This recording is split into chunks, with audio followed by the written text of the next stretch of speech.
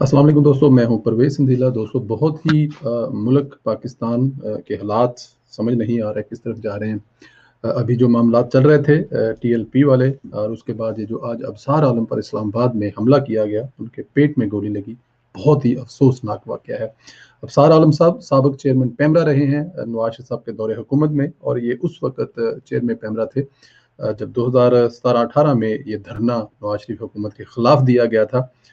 वहाँ से कुछ मामलात इनके साथ गड़बड़ हुए जो बाद में अभी तक वो भुगत रहे हैं, लेकिन एक बहादुर इंसान है, डट कर खड़े हैं। सबसे पहले आपको वो शॉट सुनाते हैं जब गोली लगने के बाद उनको हॉस्पिटल लेके जाया जाता गाड़ी में, रास्ते में वो क्या कह रहे थे, इसके बाद इस पे बात करते हैं। ये सुनिए ज़रा आप।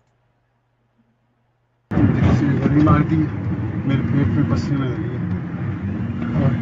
बस आप हौसला नहीं आ रहे हैं इंशाल्लाह अल्लाह नहीं आ रहा हाँ। और ना मैं हौसला हारूंगा इंशाल्लाह ये मेरा पैगाम है उन लोगों को जिन्होंने मुझे गोली लगवाई है। मैं हौसला छोड़ने वाला नहीं हूँ और ना ही मैं इन चीज़ों से डरने वाला हूँ। बहुत शुक्रिया, मैं ये दुआ में याद रखिए।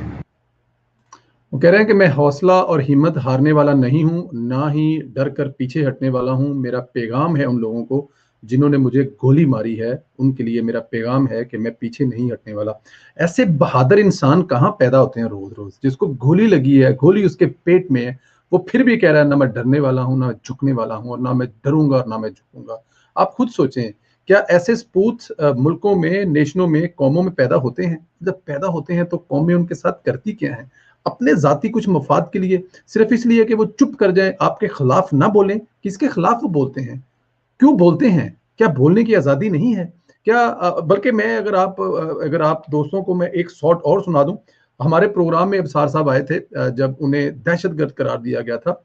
जब दहशतगर्द करार दिया गया था, तो फिर वो चुप ना बैठे, बल्कि और जज़्बा उनके अंदर आया, बोलने की हिम्मत और उनकी बढ़ी, तो फिर गोली मारनी पड़ी और गोली मारकर भी उनको चुप ना करवाया गया। वो हॉस्पिटल जाने से पहले क्या कह रहे थे, वो आपने सुना है। अच्छा, इसके बाद आपको सुनाएँगे कि सोशल मीडिया पर क्या बातें चल रही हैं, सोशल मीडिया पर क्या बातें हो रही हैं। उनकी एक ट्वीट के हवाले से बहुत बात हो रही है, जो कुछ दिन पहले उन्होंने ट्वीट की थी। सोशल मीडिया पर कहा जा रहा है और उस पर बहुत ज़्यादा बात की जा रही है कि वो ट्वीट भी एक रीज़न हो सकती है? सोशल मीडिया है, वो हर किस्म की बातें करता है, अब हम इसमें कुछ कह सकते हैं। लेकिन वो ट्वीट भी आपको दिखाते हैं उनकी, लेकिन उससे पहले मैं उनके ना डरने वाली बात और किन को वो क्या कह रहे हैं, वो हमारे प्रोग्राम में जब आए थे, उन्होंने क्या कहा था, ये सुनें ज़रा।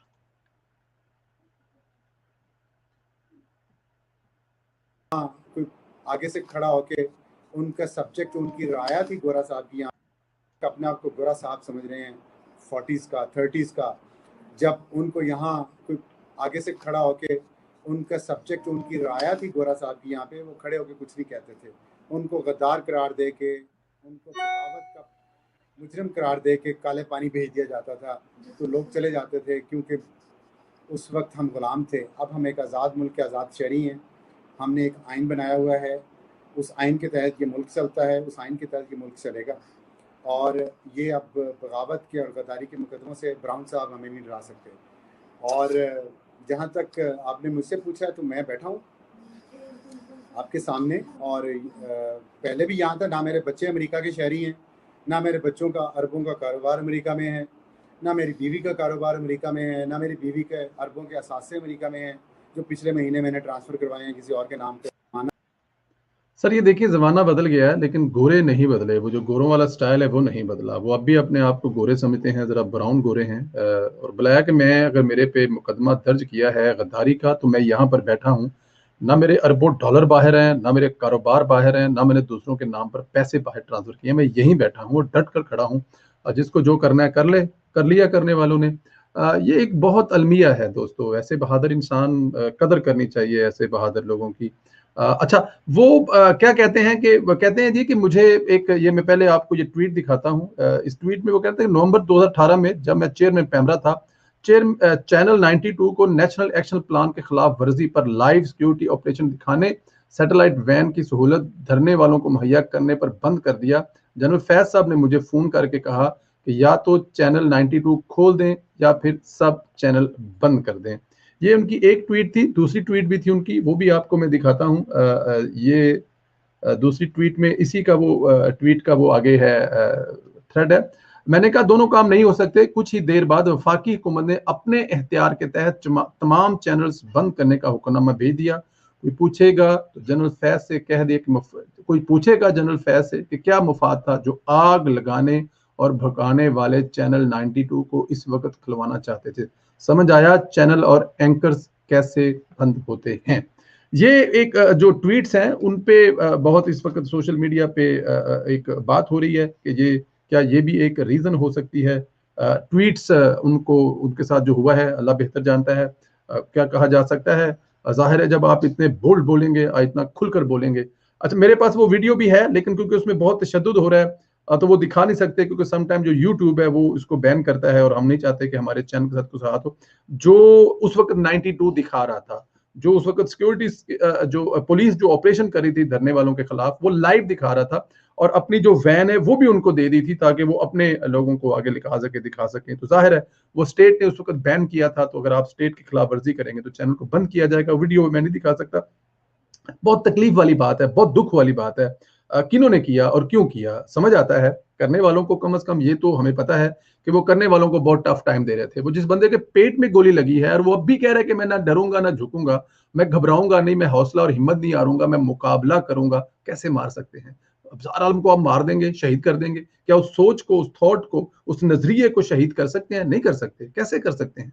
एक अफसार आलम को मारेंगे, कई अफसार आलम सामने आ जाएंगे। आपने एक अहमद मीर को गोलियां मारी, क्या अहमद मीर रुक गया? वो अब भी बोल रहा है, इस हुकूमत के खिलाफ सख्त बोल रहा है। तो गोलियां मारने से या डराने से ये डरने वाले लोग नहीं हैं। खुदारा होश के नाखून लें, इस मुल्क पर रहम करें, इस मुल्क की अवाम पर रहम करें। इस मुल्क की अवाम के साथ पिछले 4-5 दिन में जो हो रहा है, जो लाहौर में हो रहा है, कल रात को जो पिंडी इस्लामाबाद में हुआ है, उसके बाद भी क्या अब भी त्वजा हटाने के लिए सब किया गया? अफसार आलम साहब पे ये फायरिंग की गई है, उनको बताया गया है कि हम तुम्हारे पेट में गोली मार रहे हैं, तुम्हारे सर में भी मार सकते थे, तुम्हारे जिस्म के उस हिस्से में भी मार सकते थे कि तुम्हें दूसरी सांस ना आए। लेकिन वो शेर का बच्चा फिर भी कह रहा है आ जाओ मारो, खड़ा हूं, हौसला हिम्मत, नहीं हारूंगा। और आप मारने चले अफसार आलम को। कमाल है। नवाज शरीफ साहब का ट्वीट आया है, मैं जरा आपको वो भी बताता चलूं। नवाज शरीफ कहता है कि अफसार आलम पर कातलाना हमला बहुत सारे सवालात को जन्म दे रहा है। वो जमहूरियत और सिविल बालादस्ती के लिए उठती एक बहादुर हक पर मुबनी आवाज है। सहाफत का गला घोटने वाले इन मुजरमों को फौरी तौर पर कौम के सामने लाकर निशाने इबरत बनाया जाए। अल्लाह उन्हें अपने हिफ्ज़ो अमान में रखे, हौसला और हिम्मत दे। ये मियाँ साहब ने भी ट्वीट किया है। तो हम भी यही कहते हैं कि जी अल्लाह ताला की ज़ात हिम्मत और हौसला दे और सलामती दे, सेहत दे। अफसार आलम साहब को आंखों का तारा है। पाकिस्तान को ऐसे बहादुर बेटों की, बहादुर सपूतों की जरूरत है जो इस मुल्क की हर महाज पर जंग लड़ते हैं। दोस्तों अपना ख्याल रखें। अफसार आलम साहब के लिए बहुत बहुत दुआएं करें। अल्लाह ताला की ज़ात उनको लंबी और सेहत वाली जिंदगी दो और जिन्होंने उनको मारा है उनको अल्लाह ताला की ज़ात अपने कुटहरे में बुलाए, उनको इस दुनिया में इबरत का निशान बनाए और अगले जहान में भी इबरत का निशान बनाए। अपना बहुत ज्यादा ख्याल रखें दोस्तों। आपसे मुलाकात होगी।